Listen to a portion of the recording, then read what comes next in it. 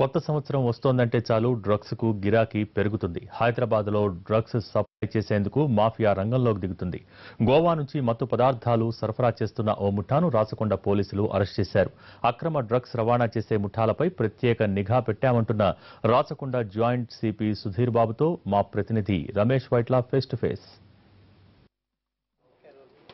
New year వస్తుందంటే చాలు drugs పెద్ద ఎత్తున నగరంలోకి వచ్చేస్తుంది. అయితే దీనికి సంబంధించి ప్రధానంగా నైజీరియన్స్ ఇందులో కీలక పాత్ర పోషిస్తారు. అయితే ఇప్పుడు రాచకొండ పోలీసులు ఇలాంటి గ్యాంగ్ను కూడా పట్టుకుంటుంది. ప్రస్తుతానికి జాయింట్ సిప్ మనతో ఉన్నారు. సార్ చెప్పండి, ఈ డ్రగ్స్ ఏ విధంగా వస్తుంది? న్యూ ఇయర్ పార్టీ కోసమేనా? బేసికలీ హైదరాబాద్లో పెద్ద ఎత్తున మీరు అన్నట్టుగా అదేం లేదు. It's general vision from police perspective. New year celebrations అయినప్పుడు డిఫరెంట్ వేలో సెలబ్రేట్ చేస్తారు కాబట్టి ఇటువంటి అవకాశం ఉంటుందా అనేది మా focus. It doesn't mean that హైదరాబాద్లో అట్లా ఏం యాక్టివిటీ లేదు. మేము ఉన్నటువంటి మా ప్రొయాక్టివ్ యాక్షన్ ఇనిషియేటివ్ వల్ల మేము ప్రీవియస్గా ఎవరైతే ఇటువంటి కేసులు ఇన్వాల్వ్ అయి ఉన్నారో లేకుంటే మాకు ఉన్నటువంటి ఇన్ఫర్మేషన్ నెట్వర్క్లో ఉన్న వాళ్ళని మేము ఎగ్జామిన్ చేయడం జరిగింది. దీంట్లో ఒక రేమండ్ అనే అతను కెన్యన్ నేషనల్, దాని తర్వాత సుమంత్ అండ్ హుసేన్ అనే వాళ్ళను మనము ఇక్కడ అరెస్ట్ చేయడం జరిగింది. వాళ్ళ దగ్గర నుంచి 10 grams of cocaine, then ganja seize చేయడం జరిగింది. తర్వాత ఇంకొక శామ్ అనే ఒక వ్యక్తి మనం ఇంకా ఆయన పట్టుకోవాల్సింది. ఇతను ఇంతకుముందు కూడా కొన్ని కేసెస్లో ఉన్నాడు. ఆ పర్స్పెక్టివ్లో ఇంకా మేము అతన్ని పట్టుకున్న తర్వాత ఫర్దర్ ఇన్వెస్టిగేషన్ ఉంటుంది. Then maybe recoveries and all we can get it.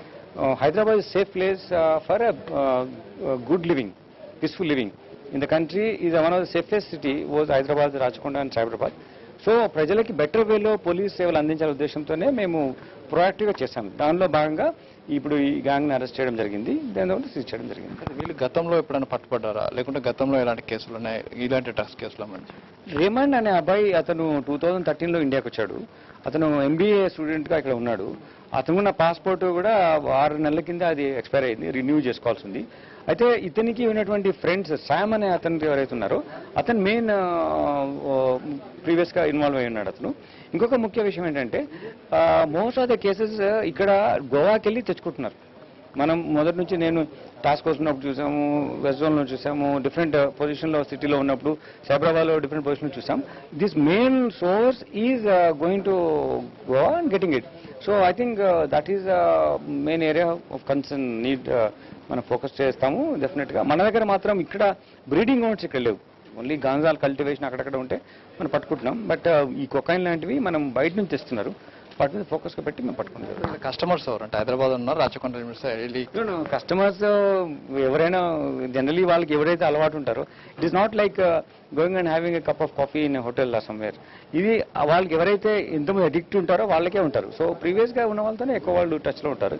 ముఖ్యంగా మనం వీళ్ళు స్టూడెంట్స్ ఉన్నారు, వీళ్ళు దాని తర్వాత ఇంకా వేరే people who can you know amenable for this kind of what call influences వాళ్ళ దగ్గరికి వెళ్తుంటారు. హైదరాబాద్ సంబంధించి డ్రగ్ రాకెట్ అధికారులు పట్టుకోవడం జరిగింది. దీనికి సంబంధించి ప్రధానంగా చూసినట్లయితే న్యూ ఇయర్ కోసం ప్రధానంగా తీసుకొస్తున్నట్లు కొంత అనుమానం వ్యక్తం చేస్తున్నారు. అయితే ఇప్పటికీ దీనికి సంబంధించి పూర్తి స్థాయిలో విచారణ చేయాల్సిన అవసరం ఉంది. అయితే MBA స్టూడెంట్ అయిన రేమండ్ ఇతను హైదరాబాద్లో గత 8 సంవత్సరాల నుంచి ఉంటున్నాడు. అయితే ఇతని దగ్గర ఇతనితో పాటు శామ్ అనే వ్యక్తి కూడా ఇద్దరు కలిసి కూడా ఈ డ్రగ్స్ సరఫరా చేస్తున్నట్లుగా అధికారులు చెప్తున్నారు. Camera person శ్రీనివాస్తో Ramesh వెట్ల, NTV.